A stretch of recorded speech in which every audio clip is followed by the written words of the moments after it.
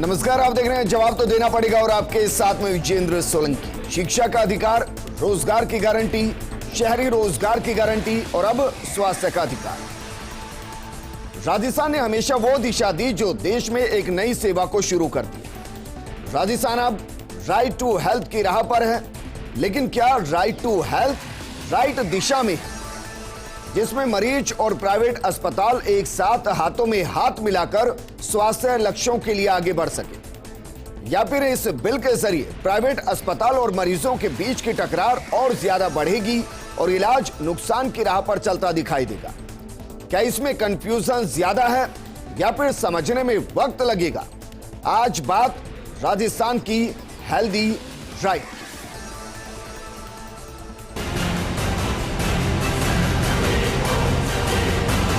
Right to health bill है, इसमें भी यथोचित संशोधन के साथ और चिकित्सकों को विश्वास में लेकर इसे लागू किया जाए। मरीज को लाभ मिलने के बजाय नुकसान अधिक होने की संभावना है।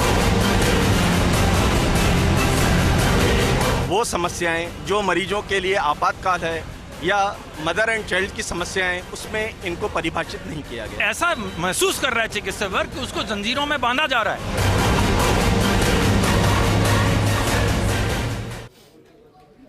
राइट टू हेल्थ के फायदे और नुकसान दोनों ही गिनाए जा रहे हैं, तो हम भी सबसे पहले राइट टू हेल्थ के फायदे आपको गिनाते हैं। जरा देखिए राइट टू हेल्थ में आपको क्या कुछ मिलने वाला है, क्योंकि जिस तरीके से यह बिल तैयार किया जा रहा है उसमें बहुत कुछ अच्छा है। राइट टू हेल्थ से बदलेगी राजस्थान की सेहत, सरकारी अस्पतालों में सेवाओं से नहीं किया जा सकेगा इनकार, यानी हर सरकारी अस्पताल में गारंटीड इलाज मिलेगा।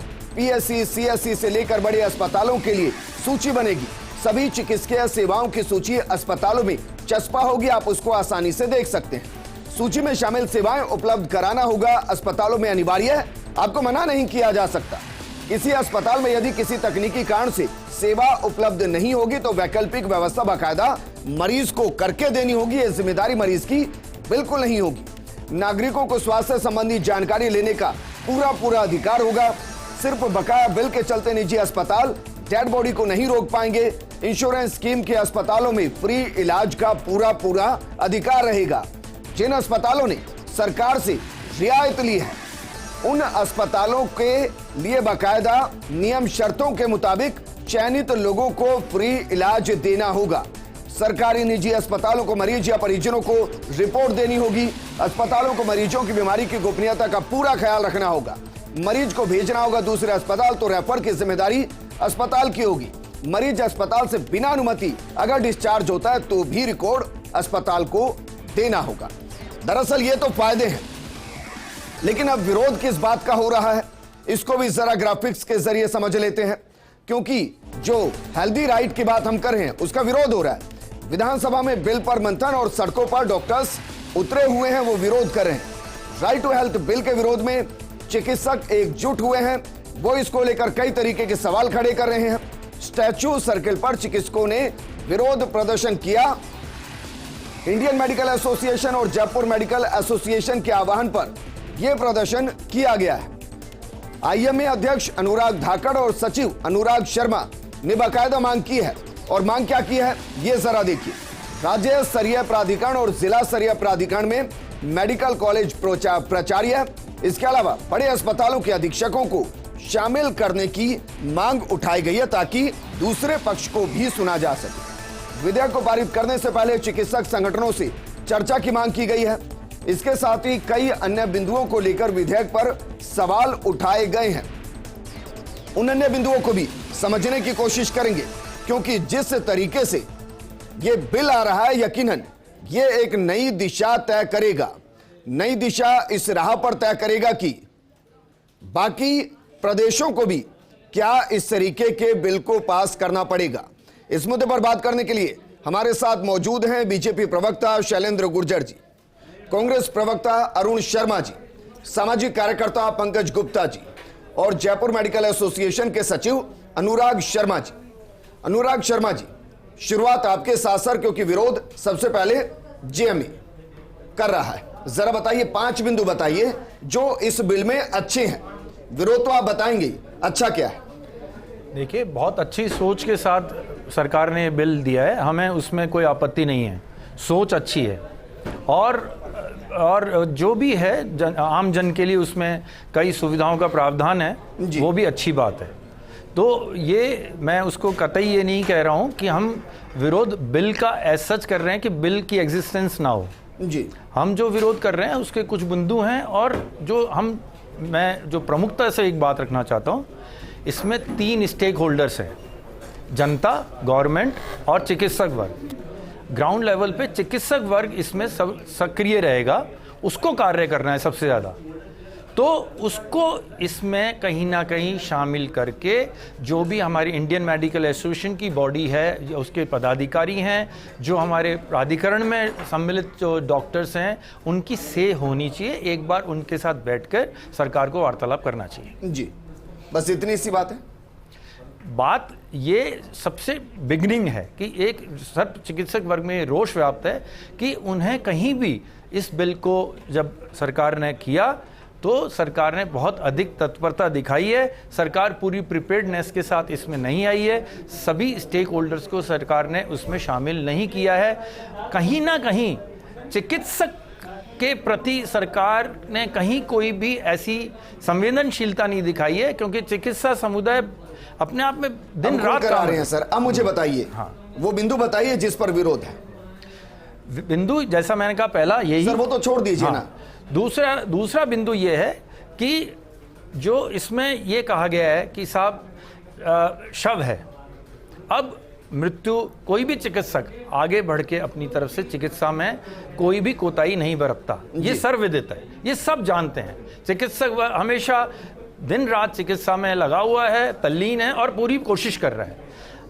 मान लीजिए खुदा ना खास्ता मृत्यु हो गई तो उसका प्रावधान कहीं भी किसी और तरह से होता है तो सरकार उसको कहीं कंपनसेट करती है या कुछ करती है। इसमें बिल्कुल ये हो जाता है कि टोटल जो बर्डन है वो हॉस्पिटल पे आएगा।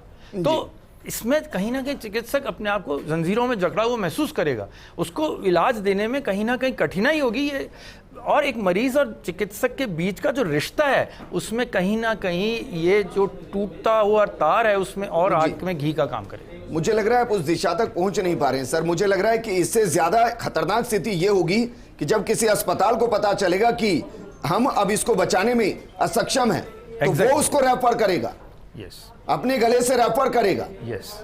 मुझे लग रहा है ये ज्यादा खतरनाक स्थिति है। आप बिल्कुल सही कह रहे हैं, मैं सहमत हूं इस बात से, बिल्कुल यही कहना चाह रहा हूं मैं। और बताइए सर, आज सुनना चाहते हैं क्योंकि बिल को लेकर बहस तो चल रही है। विरोध और किस मुद्दे पर है? हाँ, दूसरा ये है कि जब अभी राइट टू हेल्थ राजस्थान ला रहा है, कहीं ऐसा ना हो कि चिकित्सक पलायन कर दें राजस्थान से। क्यों करेंगे सर? क्योंकि जब उनको इतनी सारी बंदिशें हैं उनके कार्य में, ये करना होगा, ये करना होगा, ये उनको कहीं भी ये सरकार उनको सपोर्ट करनी चाहिए। सरकार चिकित्सा भी, चलिए सर, मैं आपसे पूछता हूं, एक मरीज क्रिटिकल कंडीशन में पहुंचा, पहला दायित्व तो यही है कि उसको इलाज दिया जाए, ये तो नहीं कि डॉक्यूमेंटेशन कराया जाए, ये नहीं है ना, ये बिल यही कह रहा है। दूसरा ये कि अगर किसी की डेथ हो गई है और वो परिवार इतना गरीब है कि वो फाइनेंशियली अब सपोर्ट ही नहीं कर पा रहा है, तो ये बिल यही तो कह रहा है कि उसकी डेड बॉडी को उसे दे दीजिए। यही कह रहा है ना सर बिल, इससे ज्यादा तो कुछ कह ही नहीं रहा। देखिए, हर वही है, बात के दो पहलू हैं। एक वो एक्सट्रीम सिचुएशन है जिसमें बहुत गरीब है, एक वो है जो सक्षम है पर वो उसको इस तरह से लेगा कि मैं इंतजार करूंगा ऐसे मौके का, कभी खुदा ना खास्ता होता है और फिर मैं नहीं दूंगा। सर ऐसे कौन होते हैं? सबके लिए जिंदगी हर बहुत महत्वपूर्ण होती है सर। कोई अपने मरीज को इसलिए मरने के लिए नहीं छोड़ेगा कि मर गया तो मैं पेमेंट नहीं करूंगा, अच्छा है मेरा पैसा बच गया। चिकित्सक भी तो यही कर रहा है, घर बेचकर सर, घर बेचकर वो इलाज कराते हैं। तो चिकित्सक भी तो ये कर रहा है। मैं जैसा पहले प्रथम अपना जो बात मैंने वक्तव्य दिया है, इसका दूसरा नजरिया नहीं देख रहे हैं, कोशिश कर रहा है। इसका मैं दूसरा नजरिया भी देख रहा हूं। इसका मैं दूसरा नजरिया ये देख रहा हूं कि क्या अब ये प्राइवेट अस्पताल ये नहीं करेंगे कि डेड बॉडी, यानी कि मरीज के मरने के बावजूद पेशेंट को बताएंगे नहीं कि डेड हो गया है, उससे पूरी पेमेंट लेंगे और फिर डिक्लेयर करेंगे कि देखिए आप का मरीज हम बचा नहीं पाए, आप ले जाइए। आप ये भी इसका एक पहलू होगा सर। ये पहलू तो बहुत भयावह है और भगवान करे ऐसा ना हो और ऐसा ना किया जाए। अरुण शर्मा जी, इसमें कोई दो राय नहीं है, मैं फिर कह रहा हूं, इसमें कोई दो राय नहीं कि राजस्थान वर्तमान स्थिति में एक विजन दे रहा है पूरे देश को, चाहे वो शहरी रोजगार गारंटी योजना हो या फिर अब राइट टू हेल्थ हो या ओपीएस को वापस से लागू करना हो। लेकिन सर कंफ्यूजन नहीं होनी चाहिए। जब कोई बिल बनता है जब कोई मसौदा तैयार होता है तो उस मसौदे से जुड़े, उस बिल से जुड़े जितने भी डायमेंशंस हैं और उन डायमेंशन से जितने भी लोग जुड़े हैं उनसे बात कर ली जाए। बिल पहले आता है, फिर विरोध होता है, फिर 4 लोगों को बुलाते हैं, फिर उस पर समाधान होता है। ये सब पहले क्यों नहीं होता? देखिए विजेंद्र, एक तो मैं आपके इस आकलन से सहमत हूं कि ये जो आज बिल पारित हो रहा है ये अभूतपूर्व है, ऐतिहासिक है और एक श्रृंखला का एक पार्ट है जिसमें राजस्थान सरकार ने लगातार पहल की है, शुरू से की है। ये कहानी 2011 से शुरू होती है, जब देश में पहली बार सिवाय तमिलनाडु को छोड़ के निःशुल्क दवा योजना अशोक गहलोत जी की सरकार ने 2011 में शुरू की थी जी। और उसके बाद ये एक तरीके का मॉडल बन गया। कई राज्यों के लोग यहाँ इसका अध्ययन करने आते थे स्वास्थ्य विभाग के, और अब मुझे खुशी है कि देश के काफ़ी हिस्से में ये निःशुल्क दवा योजना के बारे में सोचा गया और गरीब को ये काफ़ी राहत मिली। उससे आगे बढ़ते हुए भी बीमा की जो योजना सर, वो मैं सब मैं गिना दूंगा, आप कहोगे मैं अलग से प्रोग्राम करके गिना दूंगा। मैं ये कह रहा हूं कि जब राइट टू हेल्थ बिल लाया जा रहा है तो इससे जुड़े तमाम डायमेंशंस के साथ पहले टेबल टॉक क्यों नहीं होती? नहीं, इससे उसके बाद अनुराग जी भी विरोध नहीं कर रहे होते, यहाँ बैठकर वो भी शायद मिठाई का डब्बा लेकर आए होते कि देखिए राजस्थान ने एक नई शुरुआत की है। देखिए, कोई भी अच्छी शुरुआत होगी और उसका कोई विरोध नहीं होगा, ऐसा न तो हम मान के चलते हैं, क्योंकि हमने देखा है कुछ विरोध तो विरोध के लिए ही होता है। सर, हो सकता है अनुराग जी के पास जानकारी ना हो सकता है मेरे पास ना हो। आईएमए से किसी को इसमें इंपैनल्ड किया गया है, कुछ रिपोर्ट मांगी गई देखिए मेडिकल एसोसिएशन से कि हम ऐसा बिल लेकर आ रहे हैं, आप अपनी रिकमेंडेशंस दीजिए, कुछ ऐसा हुआ है क्या? जी हाँ, इसमें सभी विशेषज्ञों की राय ली गई है और बिना राय के ये इतना बड़ा बिल आप सोच रहे हो किसी का डे ड्रीमिंग नाम है। गिनाइए सर, प्राइवेट सेक्टर से कौन कौन था जिनकी राय ली गई, बताइए। नहीं, राय देखिए, मैं फिर कह रहा हूं कि ये बिना राय के आप सोच रहे हैं कि जी सर बताइए ना, प्राइवेट सेक्टर से कौन सी ऑर्गेनाइजेशन को ऐड किया गया, किसी ने क्या रिपोर्ट सौंपी? देखिए, उसकी डिटेल्स मुझे अभी मेरे पास नहीं है, लेकिन मैं ये 100% ये तो मानते हैं कि बिल, आप ये तो मानते हैं कि बिल प्राइवेट सेक्टर पर भी लागू होगा, जरूर, और ज्यादा असर उन्हीं पर होगा, ये मानते हैं ना? देखिए, हमें एक पूरे समग्रता से सारी चीजें देखनी पड़ती हैं। संवेदनशीलता भी डॉक्टर अनुराग बात कर रहे थे कि चिकित्सकों के प्रति कोई संवेदनशीलता नहीं रखी गई है, ऐसा उनको लगा, लेकिन ये सत्य नहीं।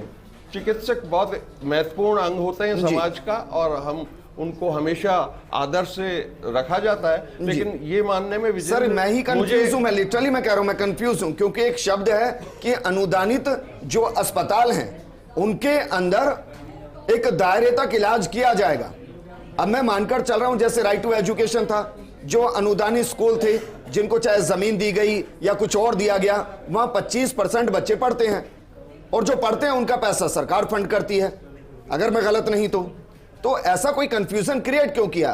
क्यों ये नहीं लिखा गया कि भाई बीपीएल है या चिरंजीवी से जुड़े हैं जो, उनके 10% 20% इन अस्पतालों को इलाज करना ही पड़ेगा और ये टारगेट है? कुछ भी नहीं है ऐसा। विजेंद्र, अभी इसके जो फाइन पॉइंट्स हैं और जो वो हैं वो पारित होने के बाद ही पूरी जानकारी होगी आपको जी। लेकिन देखिए, ये बड़ा दर्दनाक है। आपने ठीक है सर, मैंने पूरा मसौदा पढ़ा है, देखा है, पूरा ही मसौदा पढ़ा है लगभग, मुझे मिला नहीं, हो सकता मेरी नजरों से चीजें छूट गई हूं। मैंने पूरा पढ़ा है जो विधानसभा में रखा जा रहा है, पूरा ड्राफ्ट मैंने पढ़ा है। ठीक है, लेकिन मैं आपको ये बता रहा हूं शैलेंद्र गुर्जर जी, क्या इसको हम एक नई दिशा में एक बेहतरीन कदम बताएं? और यकीनन इसमें कोई दो राय नहीं कि जब एक फैसला लिया जाता है तो उसके कई डायमेंशंस होते हैं, लेकिन सबसे बेहतरीन ये होता है कि वो डायमेंशन उस दिशा में सही हो जहां लोगों के लिए राहत हो। आपको लगता है राइट टू हेल्थ एक ऐसी पहल है जो बाकी राज्यों को भी करनी चाहिए? देखिए विजेंद्र जी, हम तो चाहते हैं कि राजस्थान की जनता को स्वास्थ्य का अधिकार मिले, लेकिन सिर्फ झुंझुना मिले ये राजस्थान की जनता नहीं चाहती है। आप देखिए, डॉक्टर साहब ने भी कहा होगा कि ये जो बिल लाया गया है ये बिना तैयारी के और जल्दबाजी में बिल लाया गया है।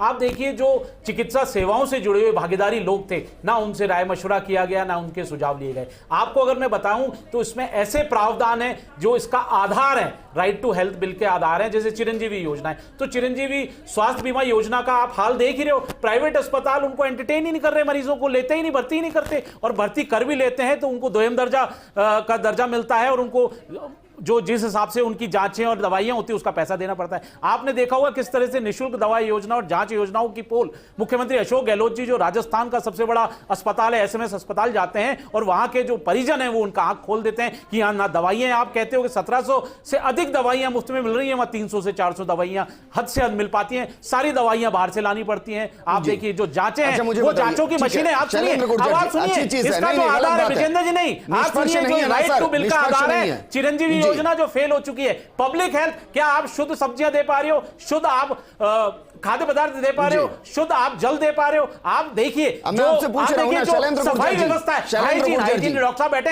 हाइजीन, आप अस्पतालों की हालत देख लीजिए, सफाई व्यवस्था पूरी नहीं है, तो आप किस आधार पे बिल ला रहे हो? वो आधार तो दे रखा है। मैं भी चश्मा साफ कर रहा हूं, आप भी साफ कीजिए सर, कीजिए ना साफ। बताइए, आप बताइए, अभी तक शहरी रोजगार गारंटी योजना राजस्थान के अलावा किसी प्रदेश में है? मैं सिर्फ हाँ या ना में पूछ रहा हूं। देखिए विजेंद्र जी, मैं पूछ रहा हूं बस, लाना और इतिहास अरे सर पूछ रहा हूं ना, बताइए ना। निःशुल्क दवाई योजना करनी है और घोषणा के बाद उसका क्या हाल होगा, इस पे नहीं होना चाहिए। आपको उसको पूरी तरह से इम्प्लीमेंट हो, जो नीचे आदमी बैठा है उसको लाभ मिले, तब सही को सही शैलेंद्र गुर्जर जी फायदा मिलता है। विजेंद्र जी सिर्फ इतिहास में नाम दर्ज कराने से कि साहब मुख्यमंत्री अशोक गहलोत जी ने फलानी योजना ला दी, वो घोषणा मंत्री, ऐसा नहीं होना चाहिए। आप देखिए डॉक्टर्स क्यों है सड़क पे, आप बताइए। इमरजेंसी में इमरजेंसी की परिभाषा नहीं, प्रावधान इमरजेंसी की परिभाषा नहीं है। अगर प्राइवेट हॉस्पिटल पे अगर जाते हैं बिना पैसे लिए, आपको उनको भर्ती करना पड़ेगा, आपको चौकियां लगानी पड़ जाएंगी, पुलिस की चौकियां लग जाएंगी प्राइवेट हॉस्पिटलों में। तो इस तरह का आप बिल ला रहे हो, पहले से ही आप सब कुछ जो प्रावधान है वो आपके प्रावधान। आप पूछिए डॉक्टर साहब से, क्या मेडिकल प्रोटेक्शन बिल नहीं है क्या? वो इन प्रावधानों के अगेंस्ट हो गया। आप देखिए ये अथॉरिटी बना रहे हैं। एक और चीज पूछता हूं, सुनिए ना, मैं आपको बता रहा हूं बहुत तरीके से इनसे राय मशवरा करके सब स्टेक होल्डर्स से सुनिए ना शैलेंद्र गुर्जर जी। चलिए दूसरा सवाल, कितने बीजेपी शासित राज्य इस वक्त हैं जहां 300 दवाइयां निःशुल्क मिल रही है? मैं 1100-1200 की बात ही नहीं कर रहा, बताइए कितनी मिल रही, किस राज्य में मिल रही है? आपको ये बताना चाह रहा हूं, अरे बताइए ना सर, निःशुल्क दवा योजना किस राज्य में मिल रही है? चालू हुई थी, आपको दाने पिछले कार्यकाल में चालू हुई थी। मैं आपसे कुछ पूछ रहा हूं सर। हाँ तो मैं बताइए ना, राजस्थान के अलावा कहां मिल रही है? 300 ही है, इन्होंने दवाइयां ली थी। कहां मिल रही है सर? देखिए घोषणाएं नहीं करनी चाहिए। मेरा विजेंद्र जी यही कहना कह रहा हूं कि सही को सही और गलत को गलत कहना चाहिए। पंकज गुप्ता जी, आप जो पंकज गुप्ता जी, जनता तक पहुंचे हो। बिल आता है, संशोधन होते हैं, हमारे संविधान में भी ना जाने कितने संशोधन हो गए। इसका मतलब यह नहीं कि संविधान जब लिखा गया था गलत था। चीजें पकड़ में आती हैं, गलतियां नजर आती हैं, उनको संशोधित किया जाता है। आपको लगता है कि एक अच्छी मंशा है, हो सकता है कि अभी इसको जब हम जमीन पर देखें तो उस बेहतरी के साथ दिखाई ना दे। 2 साल लग सकते हैं, 4 साल लगते हैं, 5 साल लग सकते हैं इसको पूरे तरीके से सिंक्रोनाइज होने में, लेकिन अच्छी दिशा। देखिए सर, एक्चुअल में मुझे जैसा डॉक्टर साहब ने बताया, मैं थोड़ा सा उनकी बात से थोड़ा सा सहमत नहीं हूँ जी। एक्चुअल में इस बिल को अगर ढंग से पढ़ा जाए तो हेल्थ केयर जो प्रोवाइडर्स हैं, इसके सेक्शन 5 और 6 में साफ साफ लिखा गया है कि उनकी क्या ड्यूटीज़ होंगी और उसके अलावा उनको किसी भी तरह से इल ट्रीट नहीं किया जाएगा। बेस्ट स्टैंडर्ड से उनका प्रोटेक्शन होगा। जो गवर्नमेंट के ऑब्लिगेशंस हैं, अगर अपन उनकी बात करें तो अभी साफ़ सुथरा ये लिखा गया है कि सेफ्टी स्टैंडर्ड रूल्स तो भी बनाए नहीं है। एक बिल अगर आता है, बिल मतलब उससे एक्ट बनेगा, एक अधिनियम बनेगा, उसके बाद में उसके रूल्स भी आएंगे। तो रूल्स तो अभी आए नहीं है, तो जिन चीज़ों का विरोध हो रहा है वो तो रूल्स में होंगी। क्लैरिफाई तो रूल्स करेंगे कि किस तरह से कौन सी चीज़ होगी, हेल्थ केयर प्रोवाइडर्स को किस तरह से रहना है, गवर्नमेंट किस तरह से सोचेगी, जो हमारा पहले का हेल्थ सिस्टम है वो उसके साथ कैसे सिंक्रोनाइज होगा। यूनिफॉर्मिटी का बाकायदा इसमें सब कुछ लिखा गया कि यूनिफॉर्मिटी होगी इस बिल के अंदर। जितना भी आज तक जो स्ट्रक्चर है उसको नहीं छेड़ा जाएगा, उनके साथ सिंक्रोनाइज होकर चलेगा सब कुछ। साफ साफ लिखा गया है कि अलग से एक अथॉरिटी बनेगी। मोटे मोटे तौर पे इतना सुंदर तरीके से बिल बनाया गया है। अभी सिर्फ मकान का नक्शा है, नक्शा है, सीमेंट होगी, आप आज ही उसका विरोध करेंगे। आप आज ही उसका विरोध कर रहे हैं, अभी तो बनना शुरू नहीं हुआ, अभी तो केवल नक्शा आया है। तो उस नक्शे में जो भी संशोधन होने वो तो रूल्स में होंगे, तो उनका आप इंतजार तो करें। आप आज ही झंडा उठा लेंगे तो वो चीजें जो जनता की बेहतरी के लिए हैं और हर स्टेक होल्डर जो हेल्थ सेक्टर का जुड़ा हुआ है उसकी बेहतरी के लिए, तो वो लागू ही नहीं हो पाएंगी। चीज़ें किसी भी बिल में बाद में चेंज भी होती हैं। कोई चीज़ अगर लाई गई है तो उस मंशा को, उस खूबसूरती को देखा जाए। मैं, हमारे जो यशस्वी मुख्यमंत्री जी हैं, आप मान के चलिए एक मध्यम वर्गीय परिवार से लेकर के बड़ा परिवार, जो भी समृद्ध परिवार है, वो भी केवल पूरे जीवन में 2 चीज़ों का पैसा जोड़ता है, बच्चों के लिए एजुकेशन या फिर आप हेल्थ के लिए आगे भविष्य के लिए जोड़ते हो। भारत के अलावा किसी भी कंट्री, ज़्यादातर लगभग हर कंट्री में ये दोनों ही मुफ्त है, चीज़ें मुफ्त से सोशल गवर्नमेंट के पास हैं। यहाँ पर अगर किसी मंशा के साथ कोई चीज़ लाई गई है तो आप उसका विरोध करने की बजाय उस मंशा को तो बेहतर तरीके से समझें। अभी तो रूल्स आए नहीं है, बाकायदा लिखा हुआ है 7(3) के अंदर के रूल्स अभी आएंगे, ई के अंदर साफ सुथरा लिखा गया है, तो आप उसका इंतजार तो करें। अनुराग शर्मा जी, मैं ये फिर पहला स्टेटमेंट पे वापस जाऊंगा, हम इसका विरोध नहीं कर रहे हैं, हम इसके जो तरीका है जिस तरह से लाया गया उसका हम कह रहे तो हैं। स्टैच्यू सर्कल पे क्या करने गए थे सर? हम उसका यही कहने गए थे, कृपया आप हमें शामिल कीजिए इसमें बातचीत में। इसको आप कह रहे हैं मकान बना रहे हैं, तो फिर सर आप उसको- डेलीगेशन मुख्यमंत्री जी से मिलने चला जाता। आपने नींव रख दी, आपने मकान बना लिया, आपने उसका इंफ्रास्ट्रक्चर कर दिया, अंदर सब कुछ कर दिया, उसके बाद फिर आप हमको शामिल करते हैं, तो आपके लिए रिवर्ट होना आपके लिए उतना ही कठिन होता जाएगा। जी आप इस नहीं स्टेज सर, पे अगर आप मैं जैसा कह रहे आपकी हैं बात कि पे आ रहा हूं सर, यही आप स्टेज अगर है। ये कहेंगे कि विरोध नहीं कर रहे हैं, हाँ। तो बताइए स्टैच्यू सर्कल पर कौन रहता है सुनने वाला? हम कौन है वहां पे? हम ये कहने गए थे, हम नहीं, ये होता बताने कौन गए है वहां? थे, स्टैच्यू कृपया सर्कल पर हमें क्या है सुनिए। सर? मुख्यमंत्री आवास है? हम क्या है स्टैच्यू सर्कल पे? हम आवाज अपनी रखने गए थे, हम सिर्फ ये सर कहने गए पूछ थे। तो रहा हूं ना कृपया कि हमें वहां सुनिए। कौन है सुनने वाला? स्टैच्यू सर्कल पर कौन है? सरकार है, स्टैच्यू सर्कल पर है सरकार तक मुख्यमंत्री आवाज कैसे मुख्यमंत्री पहुंचती? आवाज जाते सर, किसी भी संस्था टाइम ले लेते, मिल आते, हम मिले अगर नहीं। विरोध नहीं कर रहे थे तो हम रख के आए हैं। क्या वहां नारे नहीं लगाए? हम माननीय चिकित्सा मंत्री को आप बताइए सर, क्या नारे लगाए वहां पर? हमने ये कहा कि इस बिल को इस स्थिति से वापस ले लिया जाए और इसको ये विरोध वापस से- नहीं है? हमारे विरोध, देखिए विरोध का एक दो बात, हम ये कभी नहीं कह रहे हैं कि सरकार की मंशा इसमें अच्छी नहीं है। हम पहली बात हम ये कतई नहीं कह रहे हैं, सरकार बहुत अच्छी सोच के साथ आई है। और ये आपको भी विदित होगा विजेंद्र जी, कि ये तो वर्ल्ड हेल्थ ऑर्गेनाइजेशन द्वारा रिकमेंडेड है, विश्व स्वास्थ्य संगठन ने राइट टू हेल्थ दिया है। पर देखिए उसको ड्राफ्ट को पढ़िए, उसको और देखिए, उसमें कई बातें हैं जो दोनों तरफ से आनी चाहिए, दोनों के उसमें जानी चाहिए कि भाई चिकित्सा वर्ग है, चिकित्सा वर्ग भी अपनी सुरक्षा रख सकता है, चिकित्सा वर्ग को भी थोड़ी रियायतें भी मिलती हैं, चिकित्सा 24 घंटे सेवा तो में सर है। किसने मना किया है? क्या कोई कह रहा है कि हम बिल्कुल नहीं सुनेंगे, IMA को नहीं सुनेंगे, GMA को नहीं सुनेंगे? कोई कह रहा है? अभी तक ऐसा प्रतीत हुआ है, क्योंकि शामिल नहीं किया गया किससे IMA बात को। की सर? किसने कहा? किसने प्रतीत करा है? ये बिल आया है तो इसको कहीं हमारा स्टेक नहीं लिया गया है, हमसे कहीं बात नहीं की गई। किसी से जाके?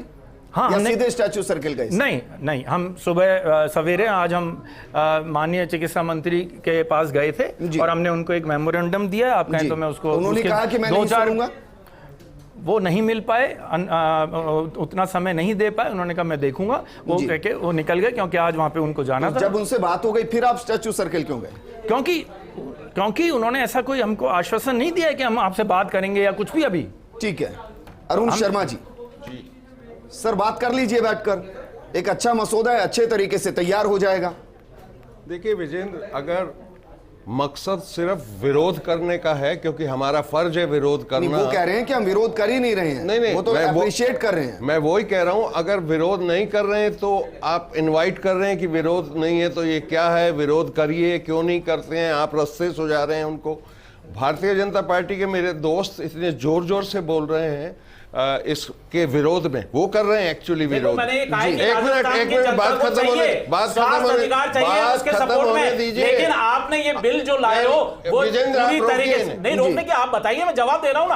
आप देखिए शैलेंद्र गुर्जर जी, प्रावधान है वो शैलेंद्र गुर्जर जी, सर गलत बात है। शैलेंद्र गुर्जर जी, पहले तो शैलेंद्र गुर्जर जी, डॉक्टर्स, शैलेंद्र गुर्जर जी, एक तो राजस्थान कोई मंगल ग्रह नहीं है, ब्रिजेंद्र जी, एक तो राजस्थान मंगल ग्रह नहीं है, पूरे देश को चाहिए राइट टू हेल्थ, एक अकेले स्टेट को नहीं चाहिए। अगर वाकई में आपको लग रहा है तो केंद्र से एक बिल पास कराए, ये पूरे देश के लिए राइट टू हेल्थ का बिल। इनको बता रहा हूं, ये राजस्थान की जनता देख रही है, ये किस चीज का विरोध कर रहे हैं, ये इस बिल को झुंझुना कर रहे हैं।